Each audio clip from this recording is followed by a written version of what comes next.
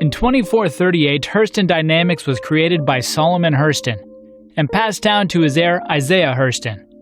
And just like their namesake biblical counterparts, they strive to make big-ass laser guns to dominate thy enemy. I think that's Bible canon. Probably.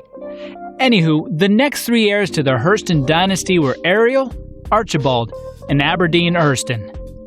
The type of names that make me think they have geese that lay golden eggs. Then they would eat those geese for brunch.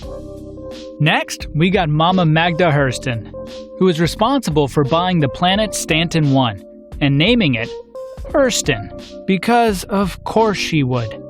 She is also known for birthing into existence the next man-child of the Hurston dynasty, Gavin E. Hurston, also known as the Colonel.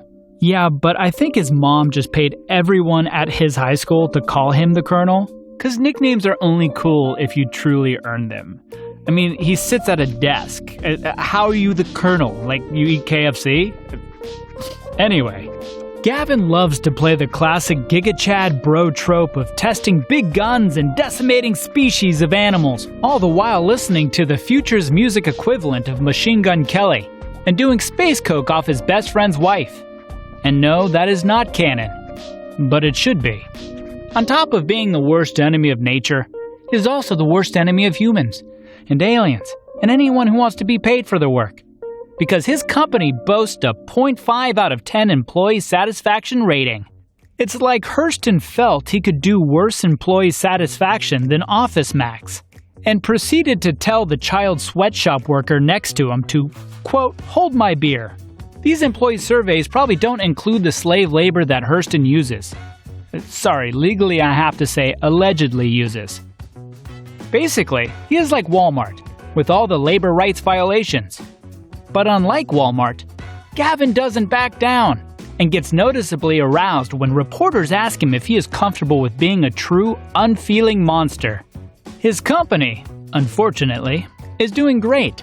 They lead in producing standard munition warheads for the military, and even if you don't see their name stamped on a product, it doesn't mean that Hurston's use of slave-labored raw material or components aren't in it. Alleged slave labor. They are also the third largest antimatter refiners, and that means... Actually, I don't know what that means. What I'm trying to say is that they are rich and completely ingrained into the fabric of the empire. Even after the Messer regime fell and most of the Messer allied companies got broken apart, Hurston survived. It seems they will never be punished. Kind of like the boss's son, who could take a dump on your desk and be promoted the next day for his recent push in production. All the moons around Hurston are named after the Hurston family. Ariel, Aberdeen, Eta, and Magda. Yeah, because, once again, yes, of course they would. To be honest, I'm surprised Gavin Hurston hasn't made another moon just so he could put his frickin' name on it.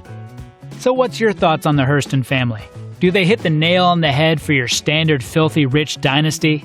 Or are they a shallow, stereotypical Captain Planet villain? Let me know what you think.